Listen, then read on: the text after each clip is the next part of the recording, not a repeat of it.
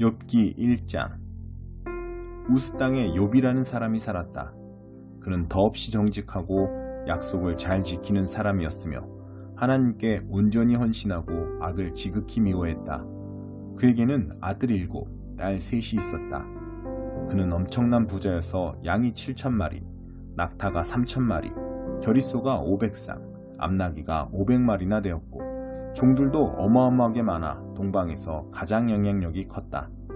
그의 아들들은 돌아가면서 제 집에서 잔치를 벌였고 그때마다 누이들도 초대해 함께 즐거운 시간을 보냈다. 잔치가 끝난 다음 날이면 욥은 을에 일찍 일어나 제 자식들 하나하나를 위해 번제를 드렸다. 어쩌면 저 아이들 중 하나가 마음속으로 하나님을 거역하는 죄를 지었을지도 모른다고 생각했기 때문이다. 그렇게 욥은 자식들이 혹시라도 죄를 지었을까 하여 희생 제물을 바치곤 했다. 어느 날 천사들이 하나님께 보고하러 왔을 때 고발자 사탄도 함께 왔다. 하나님께서 사탄을 지목하여 말씀하셨다.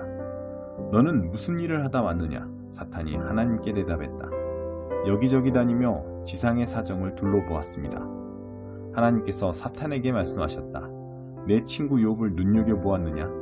그처럼 정직하고 약속을 잘 지키며 하나님에게 온전히 헌신하고 악을 미워하는 사람이 없다. 사탄이 항변했다.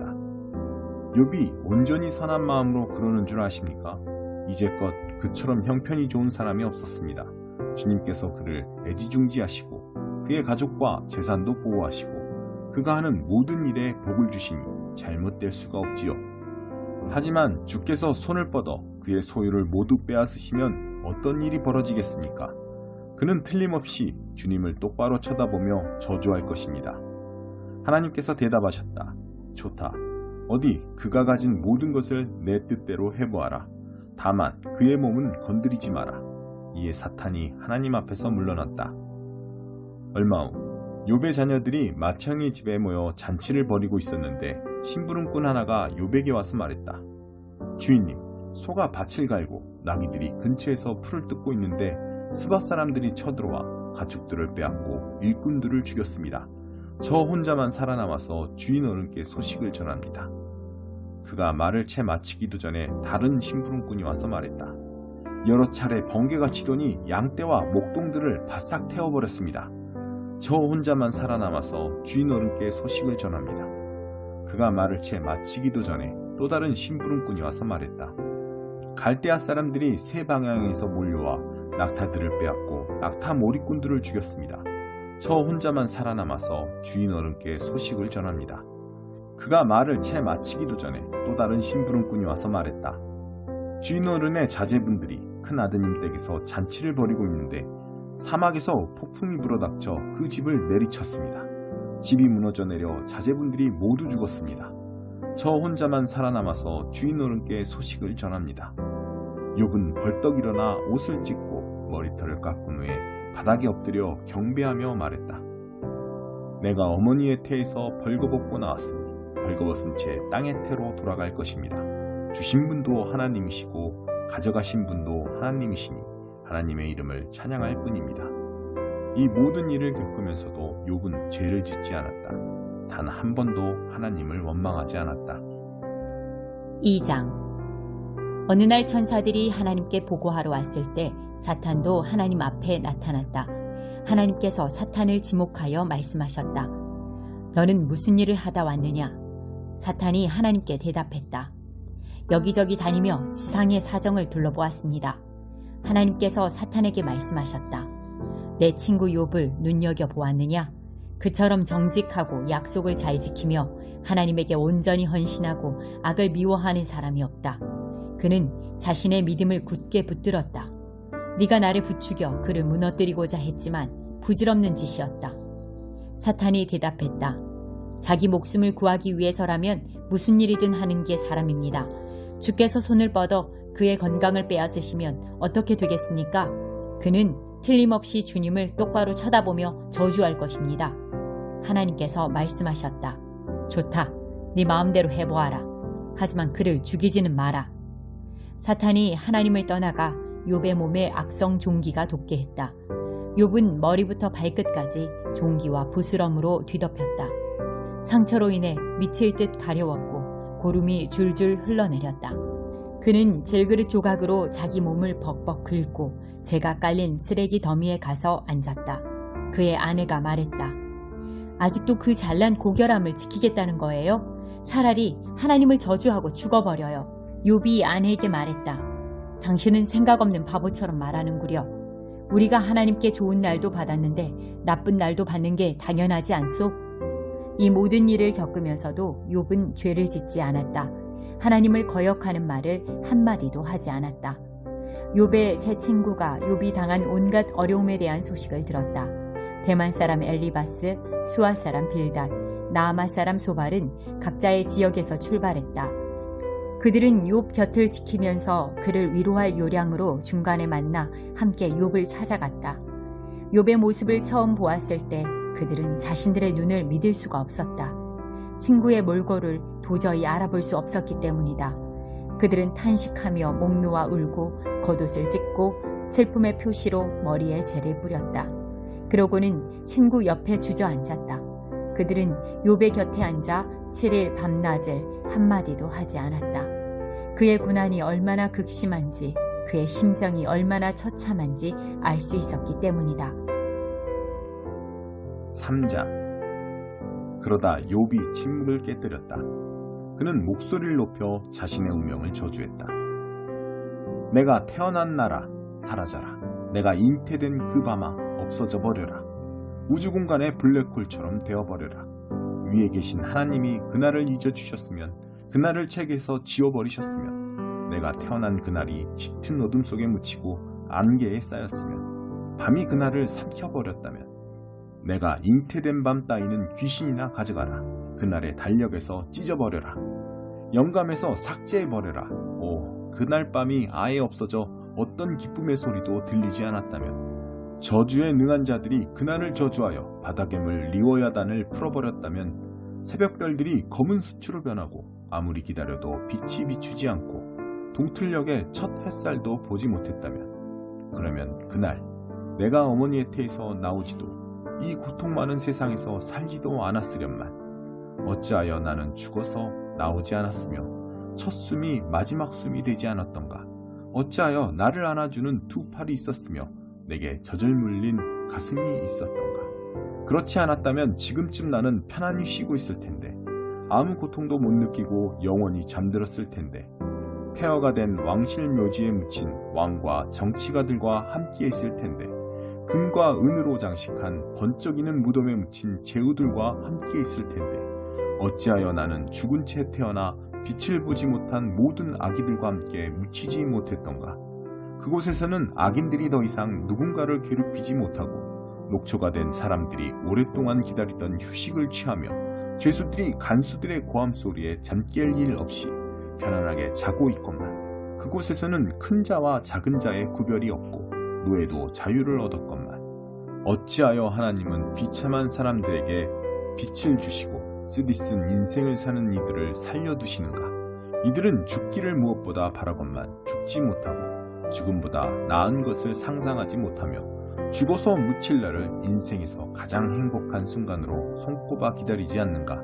부질없는 인생, 삶의 의미를 찾을 길을 하나님이 모두 막으셨으니 살아서 무엇하겠는가. 저녁 식사로 빵 대신 신음만 삼키다 식탁을 물리고 고통을 토해낸다.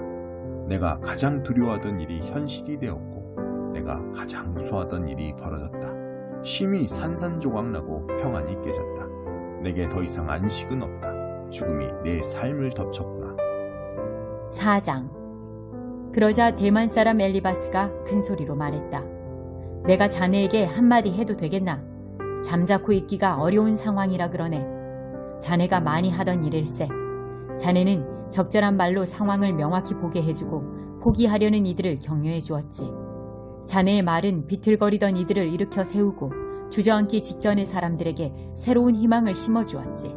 하지만 이제 자네가 공경에 처했고 괴로워하고 있어. 큰 일을 당한 충격으로 비틀거리고 있군. 하지만 지금은 자네가 경건한 삶에서 자신감을 얻어야 할 때가 아닌가? 모범적인 삶에서 희망을 찾아야 할 때가 아닌가? 잘 생각해보게. 정말 죄 없는 사람이 쓰레기 더미에 앉는 신세가 된 적이 있던가? 진정 올곧은 사람들이 끝내 실패한 적이 있던가? 내가 본 바로는 악을 갈고 재난을 뿌리는 사람들이 악과 재난을 거두어들이더군. 그들은 하나님의 입김 한 번이면 산산조각 나고 그분이 한바탕 노하시면 나만하지 못한다네. 백수의 왕 사자가 우렁차게 포효해도 이가 빠지면 쓸모가 없지. 이가 없어 먹이를 못 잡으니 새끼들은 뿔뿔이 흩어져 혼자 힘으로 살아가야 하지. 한마디 말이 나에게 은밀히 들려왔네. 속삭임에 불과했지만 나는 분명히 들었어. 깊이 잠들었던 어느 날 밤 무서운 꿈속에서 들었다네. 두려움이 나를 정면으로 쳐다보았는데 공포 그 자체였네.